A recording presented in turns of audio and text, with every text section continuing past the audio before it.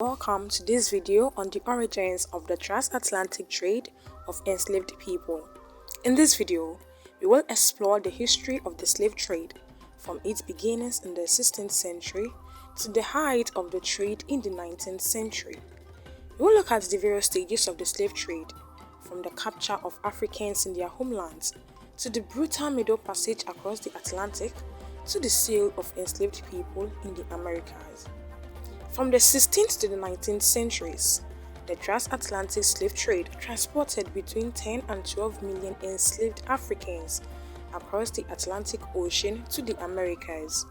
It was the second of the three stages of the so-called triangular trade, in which arms, textiles, and wine were shipped from Europe to Africa.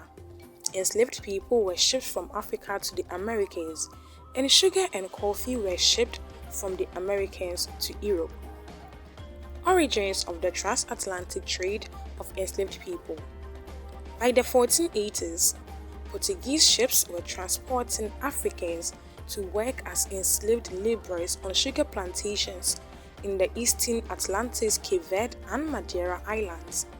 After 1502, Spanish conquistadors brought enslaved Africans to the Caribbean, but Portuguese merchants continued to dominate the transatlantic slave trade for another century and a half, operating from bases along Africa's west coast in the Congo-Angola region.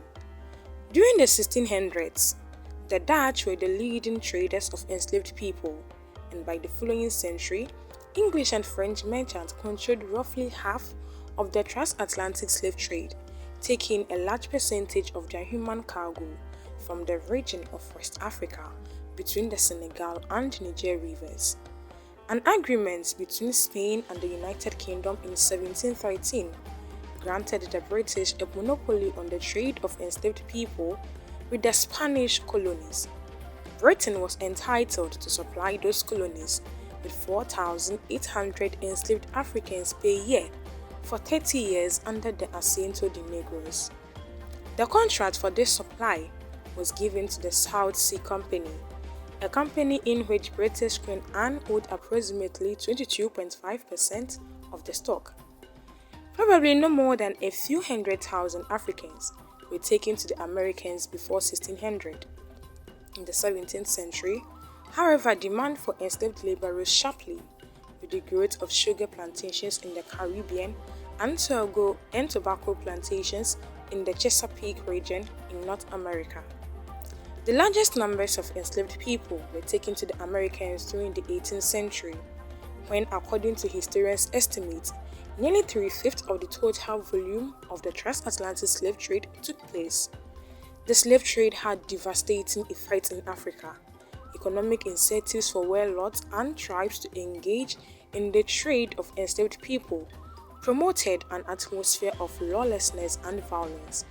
Depopulation and a continuing fear of captivity made economic and agricultural development almost impossible throughout much of Western Africa. A large percentage of the people taken into captive were women in their childbearing years and young men who normally would have been starting families. The European enslavers usually left behind persons who were elderly, disabled, or otherwise dependent, groups who were least able to contribute to the economic health of their societies. Historians have debated the nature and extent of European and African agency in the actual capture of those who were enslaved. During the early years of the transatlantic slave trade, the Portuguese generally purchased Africans who had been enslaved during tribal wars. As the demand for enslaved people grew, the Portuguese began to enter the interior of Africa to forcibly take captives. As other Europeans became involved in the slave trade, generally they remained on the coast and purchased captives from Africans who had been transported them from the interior. Following capture, the abducted Africans were marched to the coast, a journey that could be as many as 300 miles, that is 185 kilometers. Typically, two captives were chained together at the ankle, and columns of captives were tied together by ropes around their necks. An estimated 10 to 15% of the captives died on their way to the coast. The Atlantic Passage or Middle Passage, usually to Brazil or an island in the Caribbean, was notorious for its brutality and for the overcrowded and unsanitary conditions on slave ships, in which hundreds of Africans were packed tightly into tires below decks for a voyage of about 5,000 miles, that's equal to 8,000 kilometers, that could last from a few weeks to several months. They were typically chained together, and usually the low ceilings did not permit them to sit upright. The heat was intolerable, and the oxygen levels became so low that candles would not burn. Because crew feared insurrection, the Africans were allowed to go outside on the upper decks for only a few hours each day. Historians estimate that between 15 and 25% of the enslaved Africans bound for the Americans died aboard slave ships. Death rates, which were directly proportional to the length of the voyage, declined as the time of the voyage was reduced significantly between the beginning of the 16th century and at the end of the 19th century.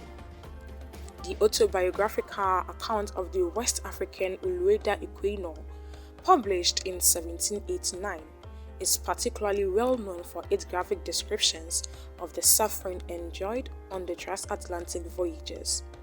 Atrocities and sexual abuse of the enslaved captives were widespread, although their monetary value as slaves perhaps mitigated such treatment.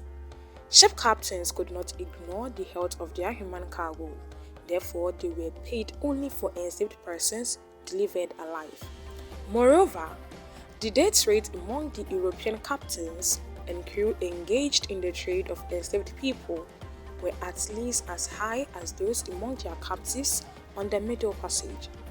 In an infamous incident on the slave ship in Zong in 1781, when both Africans and crew members were dying of an infectious disease, Captain Luke Collingwood, hoping to stop the disease, ordered that more than 130 Africans be thrown overboard. He then filed an insurance claim on the value of the murdered enslaved persons. Occasionally, the African captives successfully revolted and took over the ships, and the most famous such incident occurred when in 1839 a slave named Joseph Singh led a mutiny of 53 illegally purchased enslaved people on the Spanish slave ship Amstead, killing the captain and 2 members of the crew. The US Supreme Court eventually ordered the Africans to be returned to their homes. Now let's talk about banning the trade of enslaved people. At the time of the American Revolution, that from 1775 to 1783, there was widespread support in the Northern American colonies for prohibiting the importation of more enslaved people. However, after the Revolution, at the instance of Southern states, Congress waited more than 2 decades before making the importation of enslaved people illegal. When Congress did so, in 1808, the law was enacted with little dissent, but Caribbean smugglers frequently violated the law until it was enforced by the Northern blockade of the South in 1861 during the American Civil War. After Great Britain outlawed slavery throughout its empire in 1833, the British Navy diligently opposed the trade of enslaved people in the Atlantic and used its ships to try to prevent slave trading operations. Brazil outlawed the trade of enslaved people in 1850, but the smuggling of newly enslaved persons into Brazil did not end entirely until the country finally enacted emancipation in 1888. Thanks for watching this video to the end. Kindly subscribe and like this video to reach more audience. See you in the next video.